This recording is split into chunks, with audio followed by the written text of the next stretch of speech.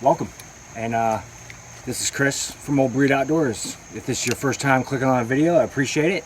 And why don't you go down and hit that subscribe button. You're going to want to stay tuned to everything that we're going to bring you this fall and for the years to come. And if you're returning, and thank you for your support and clicking on the video, and keep watching what we have to provide.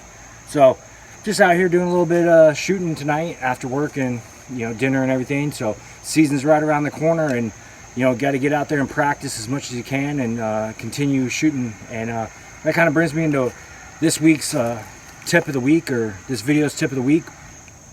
I made the switch this week to broadheads. We're just shy of 4 weeks out from our first hunt of the year, and so I made the switch, and now I'm shooting nothing but broadheads. So wanted to show you what the broadhead setup I'm running. I'm running the same setup I ran last year. It's a Valkyrie Blood Eagle 150 grain vented tip. Shooting the Beeman Black Max 340 spine.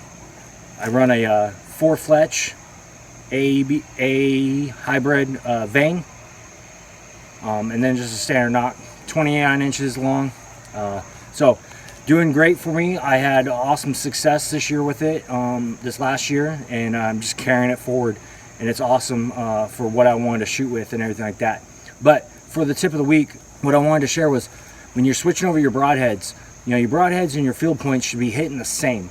You shouldn't have to resight your bow in or anything like that. I mean, I know when I was first starting bow hunting, that was a mistake that I made. Was I thought when you switched over to broadheads, you had to resight your bow in, and that's not the case. It should be hitting the same. If your bow's tuned correctly and everything is doing what it's supposed to do, your broadheads and your field points should be hitting the same. And that should be it. You shouldn't have to resight your bow in and nothing like that. Another problem with that is, we all shoot our broadheads or our different arrows, and 20 yards will be good, 30 yards will be good, and then as we get in farther distances, we'll have maybe 2 or 3 arrows that hit dead center, and then there's that one that's a flyer, and we're trying to figure out why. And we ultimately we just say, oh, it's us, I made a bad shot, or I did something on that. But when you take your archery shooting to the next level, you understand that sometimes these arrows are not built all exactly the same. When they spin the carbon to form the arrow, there's a high point or a high center, a heavy part of the arrow. And a lot of times we'll put it on a jig and we'll spin the arrow. We're trying to watch for that tip to make sure it's perfect and not doing a little bit of an oblong shape or anything like that. And we spin it, and we're trying to make sure that even and the weight's even everywhere around it. But like I said, there's a high point, or a stronger side or a weaker side, however you want to point it, but where the carbon comes together.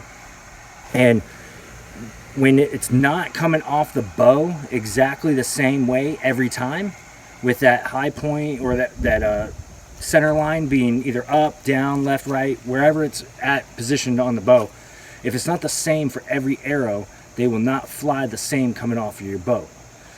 So what I'll do is, at 20 yards, I will shoot an arrow, get it dead center. All right, that arrow's good. I go to the next arrow. If it shoots off of dead center, now I gotta know myself and know I made a good shot on that release. But if it doesn't hit dead center where the last broadhead shot and my field points are hitting, then what I'm gonna do is I'm gonna take the knock, all right, and I'm gonna give it a quarter rotate. Now it's really easy with these 4 Fletch. All right, I literally just rotate it a quarter turn to the right, shoot it again, and then I'm gonna keep doing that and keep rotating a quarter turn until I'm hitting dead center. Once I'm hitting dead center, push it off to the next arrow, and then I'm gonna continue to do that with all the arrows that I have that have broadheads on them. And this will make sure that my equipment is shooting exactly where it's supposed to be, and all the arrows are flying exactly the same. The big thing about archery is having confidence. Not even confidence in yourself, but confidence in your equipment. And I know that if I come out and when I'm shooting and I have a deer inside 40 yards, as long as I can keep my own composure, I know that my equipment's not going to fail me, and that I'm going to be able to make a good shot on a deer. And when you can take that confidence out to the woods, it just makes it even more lethal. So if you like this video, give us a little thumbs up, drop a comment. Have you ever knock-tuned your broadheads?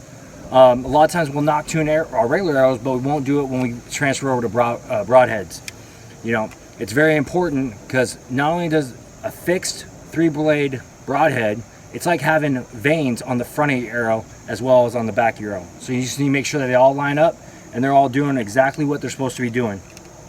So drop us a comment, tell us if you like this kind of stuff, and follow along. You're not going to want to miss what happens this fall.